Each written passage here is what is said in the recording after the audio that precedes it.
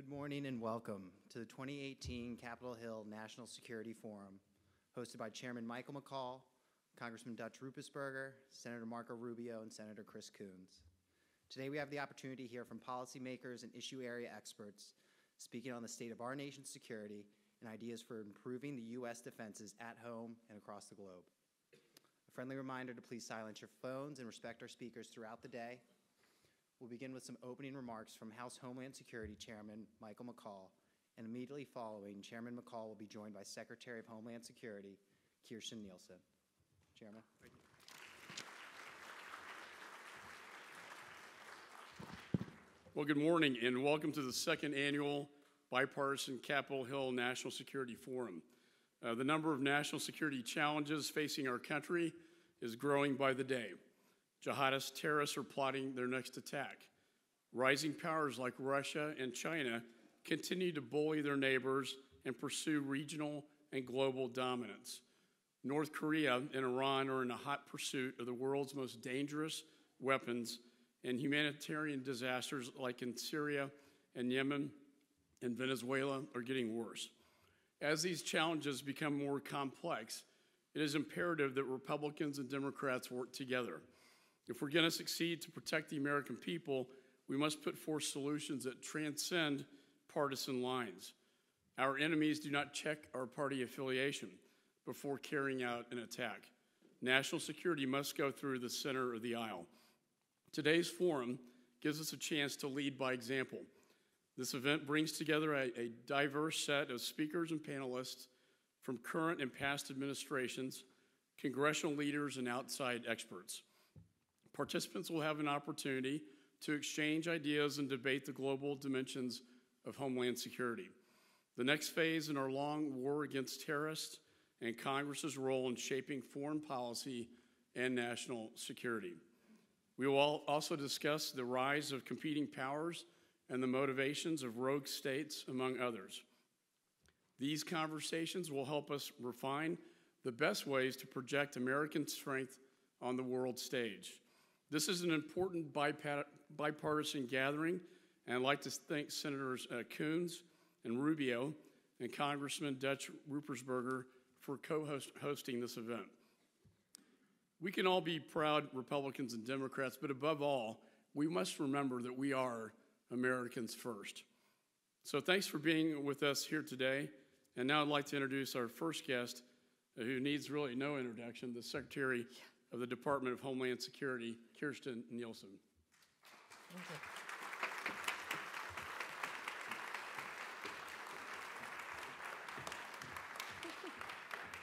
Thanks.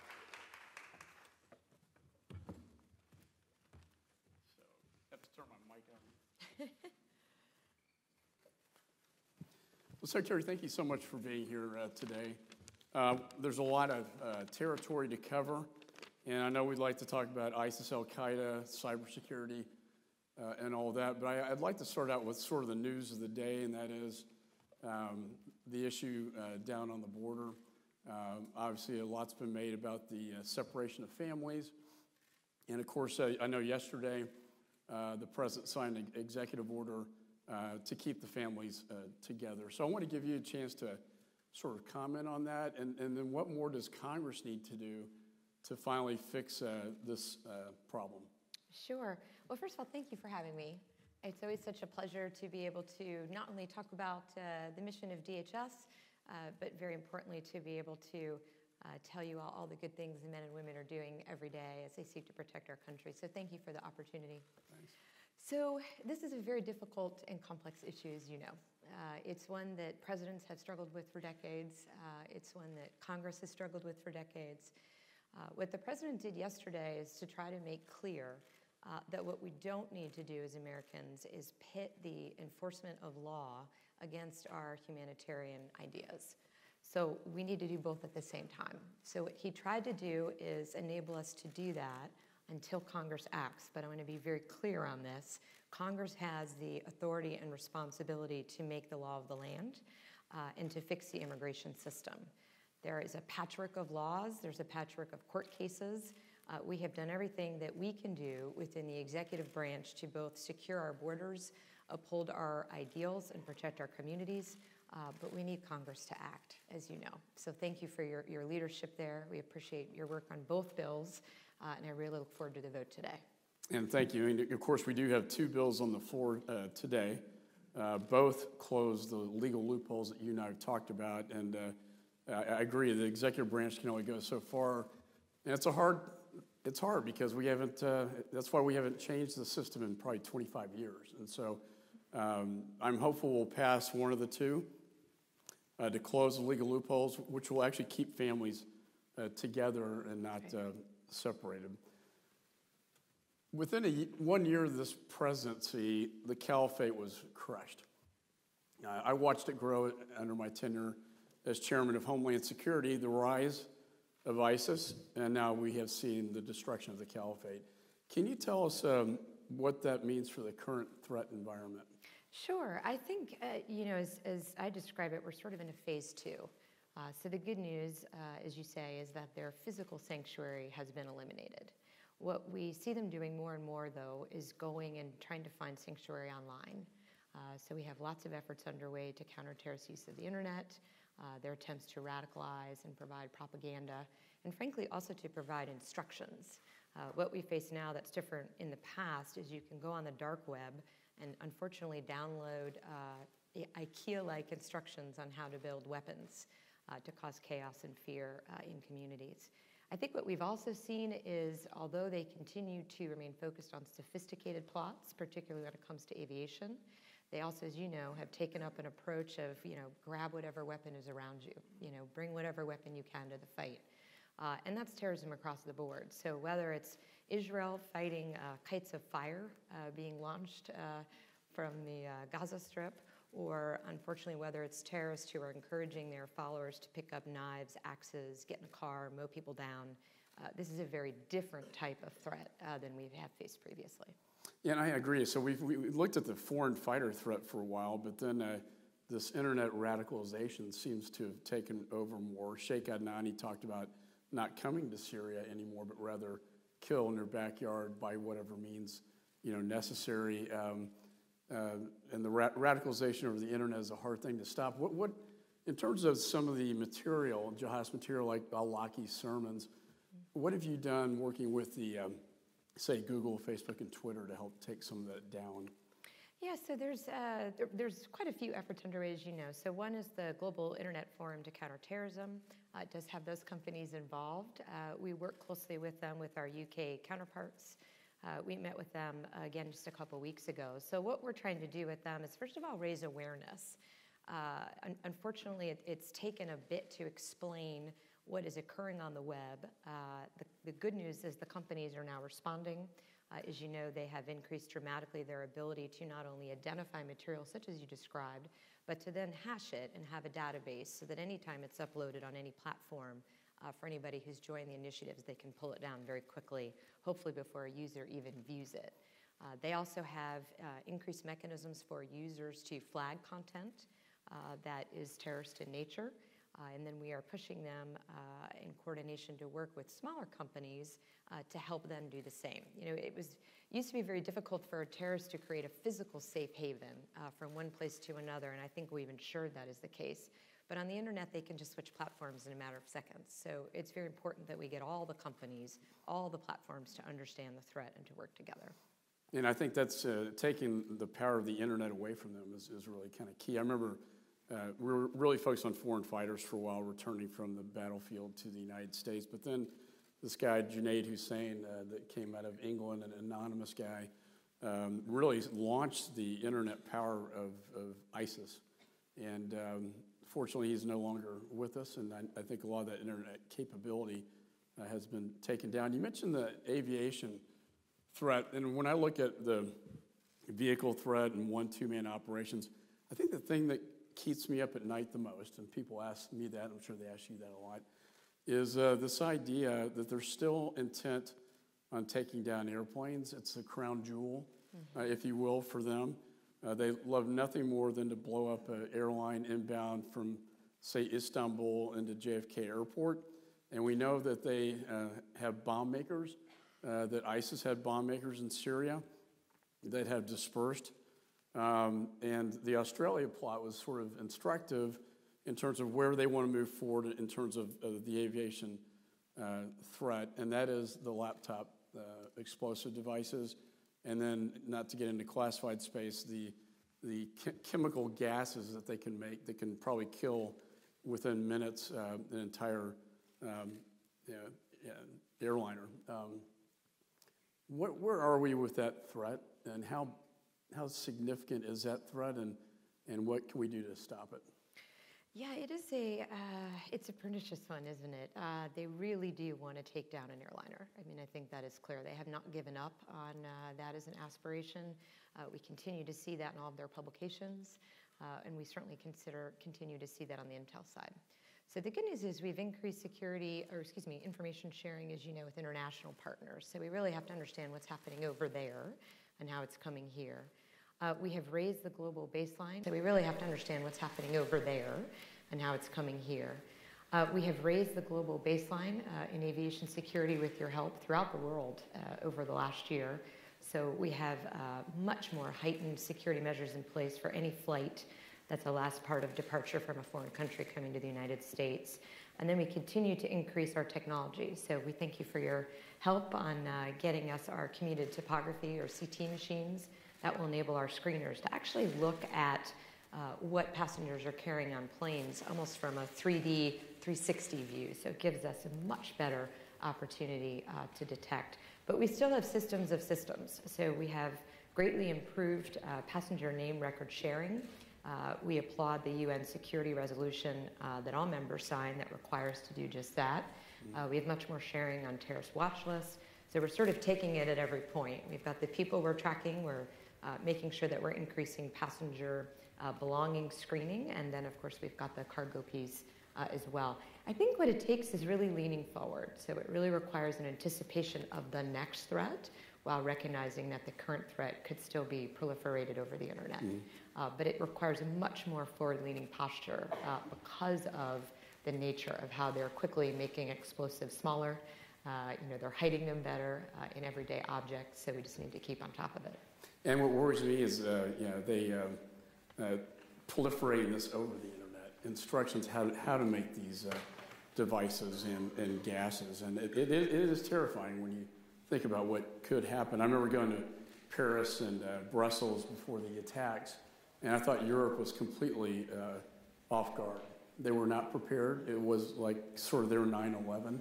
I think, to your point, they have improved a lot with the passenger name recognition and the flight manifests, but it was really wide open for quite some time. And I still think they have a much greater foreign fighter threat than we do, and refugees coming in. And I think that puts, the United States, given the ocean, a bit of, I think we're a little bit safer, but we're not safe when it comes to the internet, because that's global. And that's right. There's no boundaries. There are no boundaries. That's the problem. No boundaries at all. So now they're crowdsourcing terror, if you will, over the internet, and they can plot against the United States from anywhere in the world with a smartphone. So it's a very different threat than the complex way in which they had to travel to the United States to be physically present to do the same thing, the plotting. It's a good segue into, I think, cybersecurity. I know that you have a particular interest and background and expertise, and I know you'd probably like to talk about that than some of the other issues. But it's, to me, people say, what's the growing threat? To me, it's cybersecurity, from nation-state actors like Russia, China, Iran, North Korea. In 2015, I passed the Cybersecurity Act, which basically codified DHS's role as a lead civilian agency to share information with the private sector, critical infrastructures, to protect them with legal liability protections. And then, of course, the CISA bill, which will empower your department to create basically a cybersecurity and infrastructure agency, really heighten the priority mission within the department, and also build up the capabilities. So I think once we've codified your mission, we want to upgrade your capabilities and mission priorities. Can you talk about the issue in general? What do you see are the biggest threats in the cyberspace to the United States? Sure. So as you said, I could talk about this all day, so I'll try to be brief. This one is a very difficult threat because it's ubiquitous. And the way that we are hyper-connected today, unfortunately, means that we can no longer look at this issue as a protection of particular assets and systems.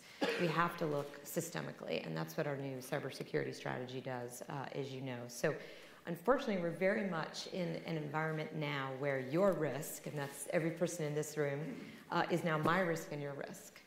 Because of the hyperconnectivity. So we can't think of this in the feudal protection way of, let's build a castle and have guard gates and guns and we'll protect ourselves. The internet does not work that way.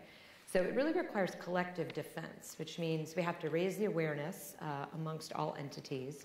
We have to prioritize, but we have to empower everybody that basically has an internet connection to really understand where the threat is. As you said, it's very different because now we're seeing threat from nation states. They're very sophisticated. They have spent a lot of time focusing on offensive weapons against us. They do seek to disrupt our critical infrastructure. They seek to steal not only our intellectual property, but our classified information, and to understand what it is that the United States has at the heart of our security frameworks. So we work with international governments. I mean, this takes a whole of everybody approach. We work with international governments. We work with private sector companies, in particular the owners and operators of critical infrastructure. But we have to look at this from a functional level is what I would suggest. So the two big differences, systemic risk, move to collective defense, focus on not assets, but what is the function we're trying to protect. And what that moves us towards is a true need for resilience. So we're way past the ability to prevent all attacks or to protect against them. It's no longer, you've heard me say, it's no longer a question of if or when, but how long and how often can you withstand an attack? So that redundancy becomes very important. What are your backup systems when it comes to data? Do you have the data housed somewhere else so that we can ensure its integrity? When it comes to electricity, do we have backup means, or are we able to take SCADA systems offline in some sense if there's a threat? So it's a much more proactive defense posture, including everybody, raising the awareness, and then providing those tools. The threat information and trends is very important. Again, you've heard DHS say it many times, but truly it's that hygiene, that basic patching, basic changing your passwords. Don't download things. Don't open attachments from those senders that you don't know. Those really, truly make a big difference. That's about 80% of the attacks we've seen still come in that way. And, you have to work with our international partners on this. And when I see countries like China, and they stole 20 million security clearances, including ours, and yet there was no consequence to that. Do you think that's going to change, and would NATO apply, for instance? And you talk about cyber warfare, as we see nation states getting more involved in not only intellectual property theft, but espionage and cyber warfare. Can you comment on, are we going to hit back at any point in time? Yeah, so first, in this administration, we truly are focused on replacing that complacency you described with consequences. And part of that is not just attribution, but what is the consequence of a nation state attacking us in some way? So we're looking at the full panoply of what we have available to us. So that's economic sanctions, that's diplomatic sanctions, that's military to military discussions. And then certainly from our perspective, it's that partnership to make sure that we can raise the bar as much as we can. NATO's working on the cybersecurity strategy. They're going to have to play a big part. NATO itself is under attack. Their systems, their technology, their IP, if you will, from the sense of their security planning and sensitive information. So we all are going to have to take a more active role. But I think the key is, for so long, we've had these attacks. It's taken us over a year to attribute in some cases. Then we attribute and nothing happens. So this is one of those areas where deterrence has to be clear. We will no longer stand by while nation states attack the government or our private sector entities.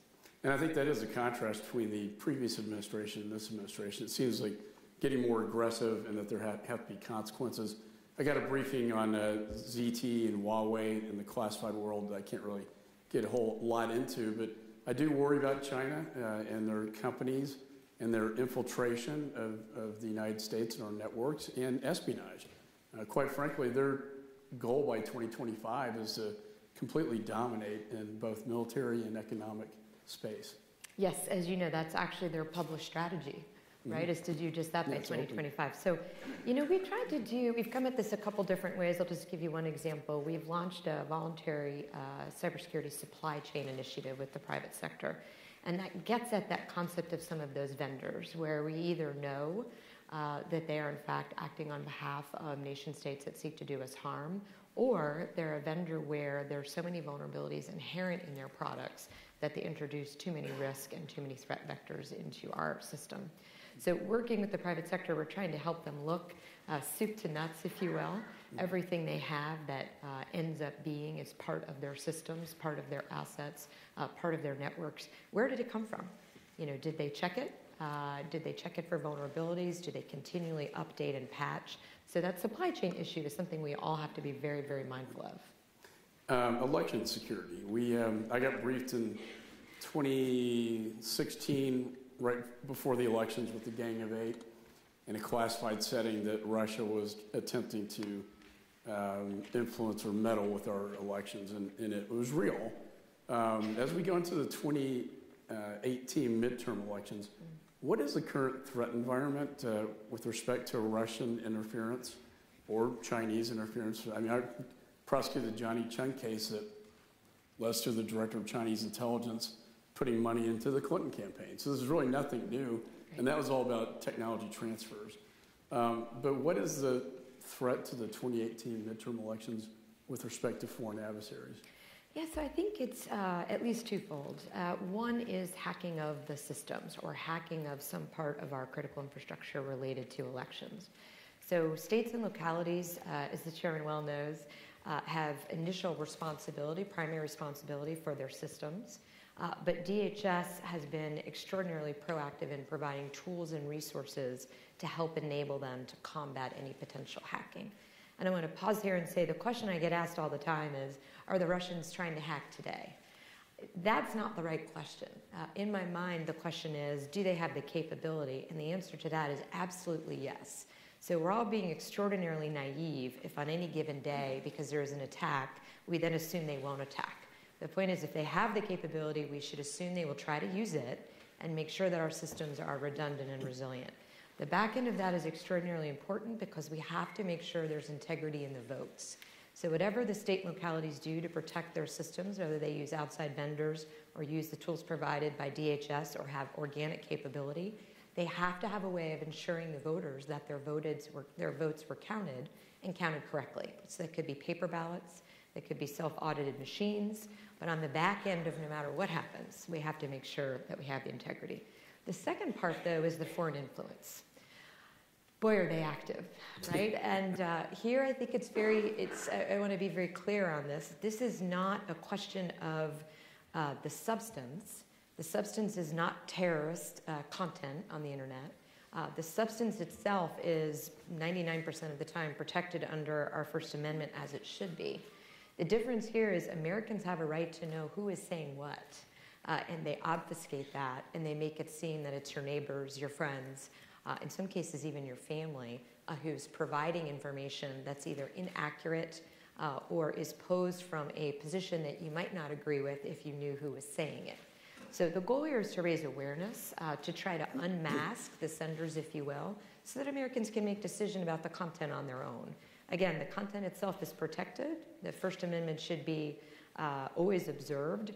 But this is a situation where we want to make sure that Americans have the information they need to decide what they're going to decide about not only just who to vote for, but in general, how they feel about political issues of the day. So we have a Countering Foreign Influence Task Force we created at DHS.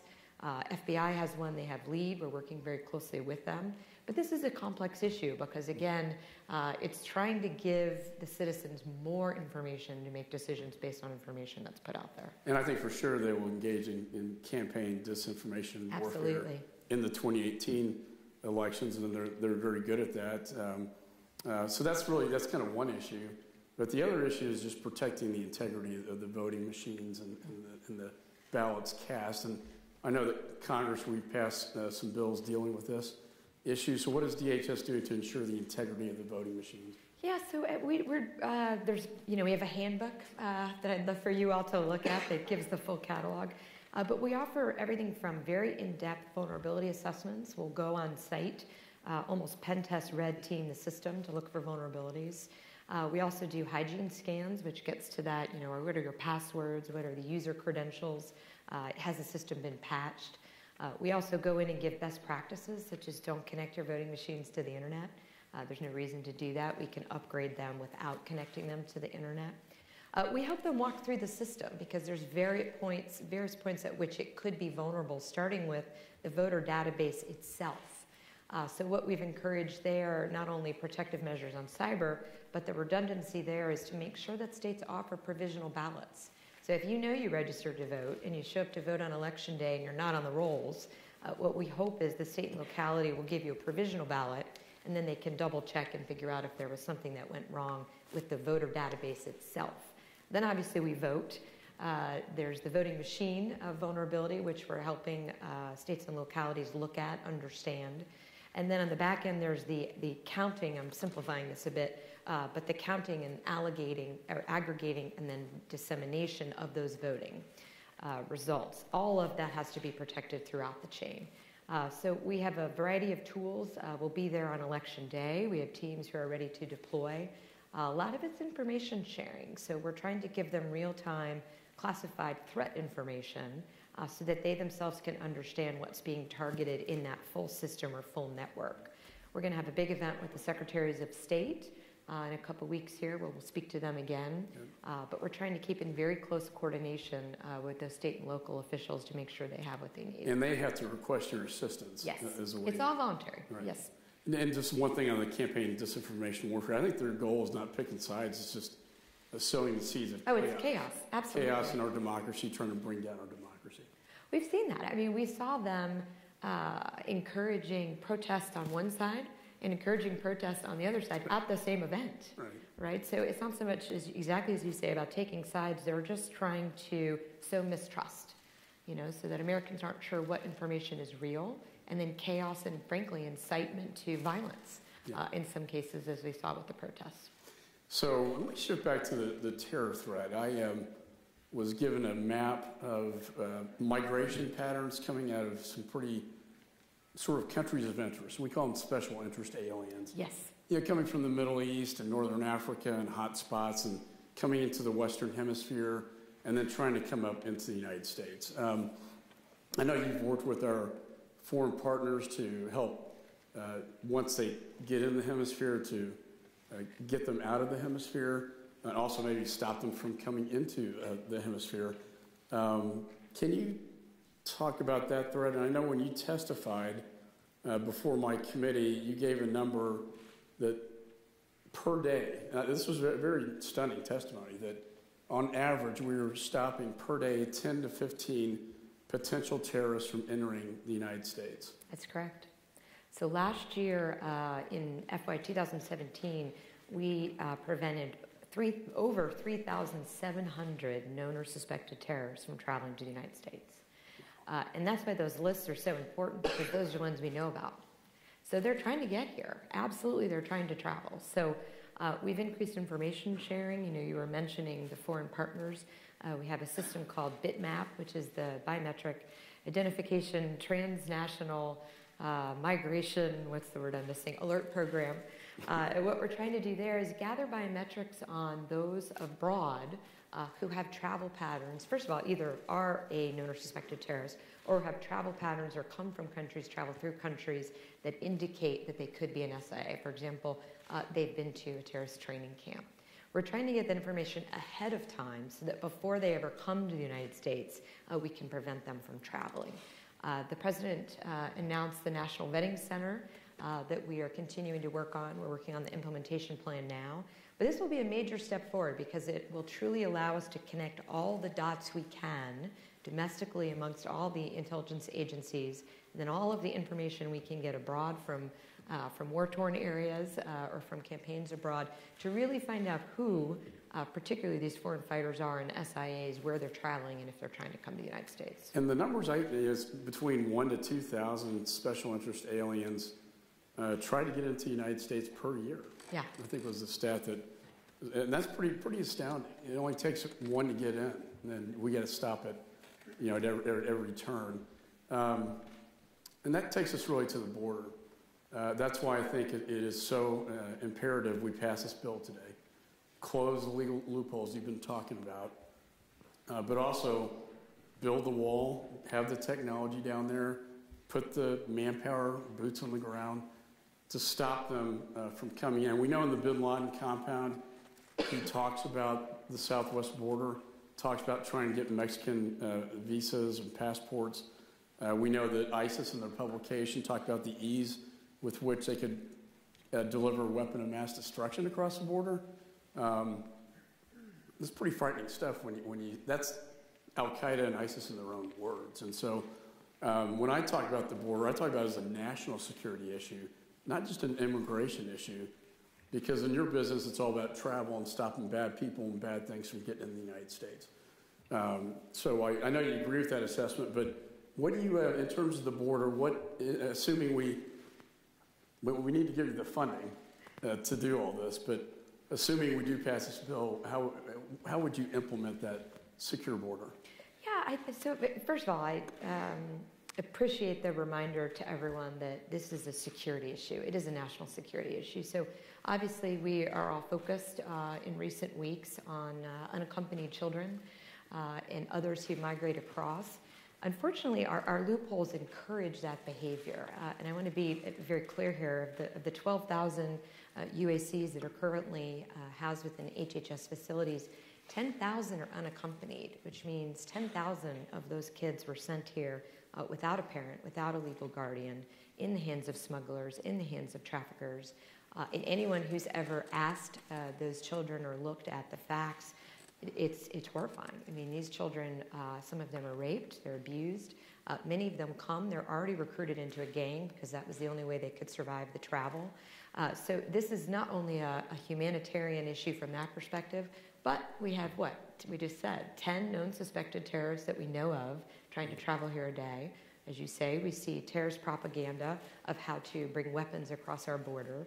The TCO threat we haven't even talked about of transnational criminal organizations, the violence on the border, the opioid epidemic cannot be overstated. So there's a lot coming across the border that we have to fix. What this legislation would let us do is actually secure the border. So it would give us the resources, everything from infrastructure through to personnel, through to technology, to really have a wall system as a first line of defense. It helps increase our ability to share information, and it helps increase our ability that if you come to the United States and you have clearly committed crimes in your own country, particularly with respect to gang affiliation, you can't come in. We don't want to welcome the gang members in. At the same time, it lets us to help those who truly need help by raising the asylum bar so that those who actually need the shelter and protection of the United States can be granted. The asylum system right now is so broken that we have a 600,000 case backlog, which means within that 600,000 there are those who truly need our protection and they're in limbo because we just can't get to them. 80% of the people we see now coming across the border seeking asylum are never granted asylum by a judge. That's after multiple appeals. So it is a process, as you said, unfortunately, that is full of abuse. What your bill helps us do is help those in need, stop the abuse, protect the United States and our communities by not letting gangs and dangerous criminals in, and reduce the flow of drugs, everything from technology to the wall. So it'll be a monumental increase moving forward to prevent these threats. That's a great point. I mean, it's not just a terrorist threat, it's drug traffickers, MS-13s, opioids, which we know the precursors come from China. They make it in Mexico, bring it into the United States, and it's at a very highly toxic level. The other stat I found interesting, you mentioned yesterday with members of Congress, was this bill will protect children. Yes, it will. Because 10,000, everybody thinks that there are 12,000 kids with their parents. It's not true. 10,000 came without their parents. That means their parents basically gave them over to a coyote and a smuggler to bring up into the United States. Not exactly the best guardian I would want to hand my child off to. And no doubt, a lot of these children are abused both physically and sexually.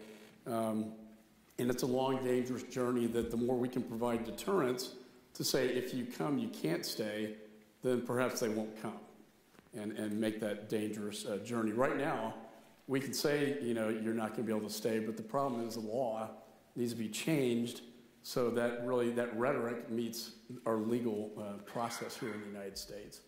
So I want to thank you for everything you've done on that issue. Last thing on the border issue, Mexico's got a southern border of their own. Yes. It's only 200 miles. Ours is 2,000.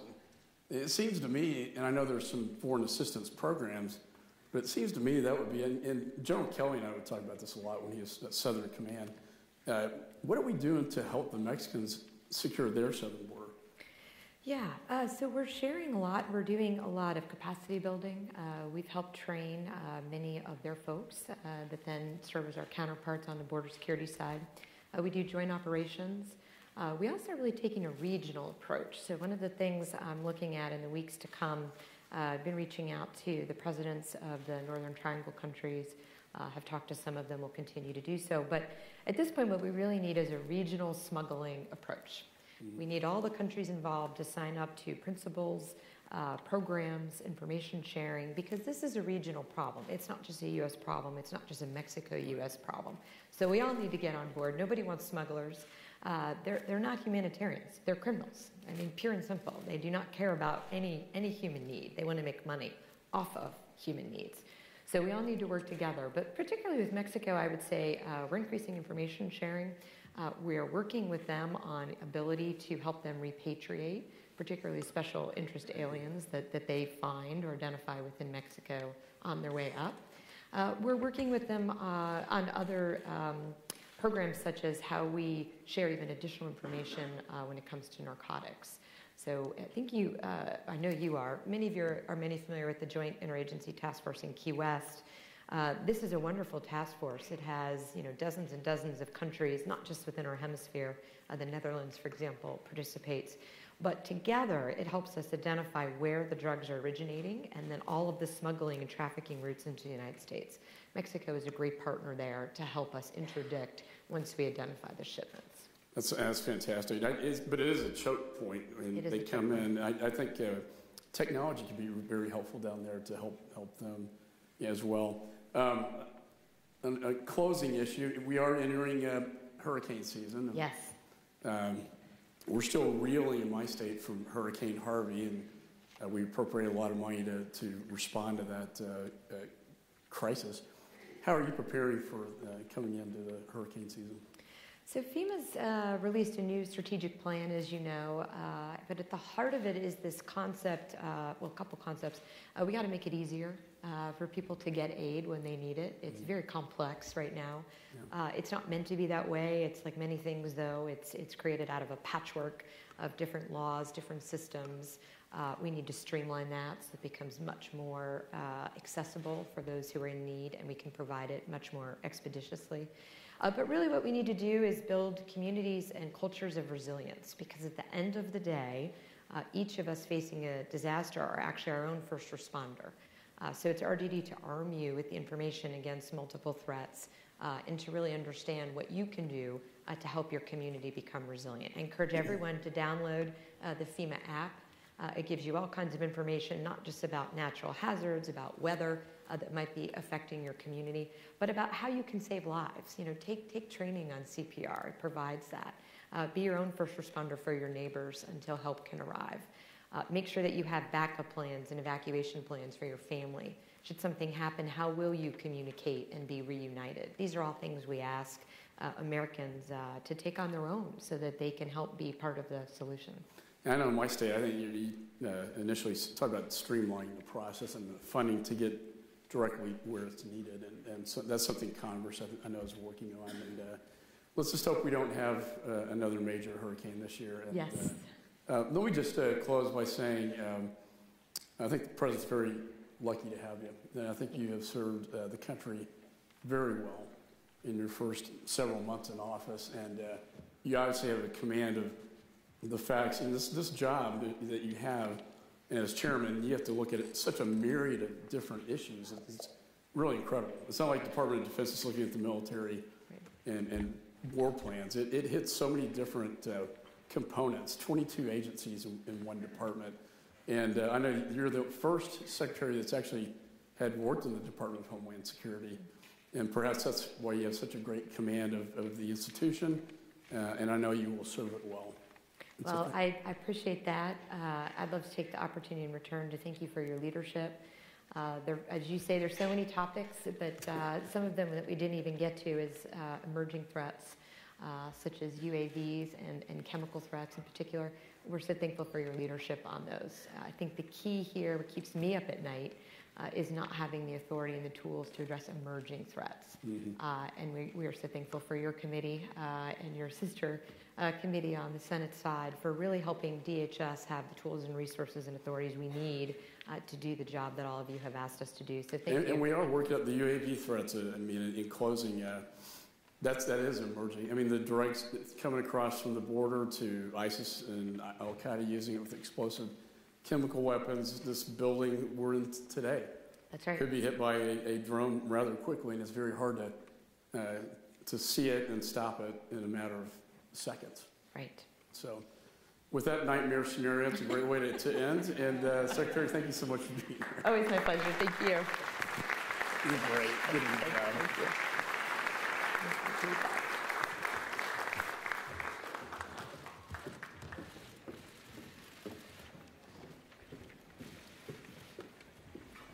Thank you, Chairman and Secretary Nielsen. Up next, we'll have a discussion with Congressman Dutch Ruppersberger, Congressman John Carter. It's your show now. Your show. And Chief of Staff for the U.S. Army, General Mark Milley, with a conversation on maintaining the edge in great power competition. That'll begin at 10:40. Thank you.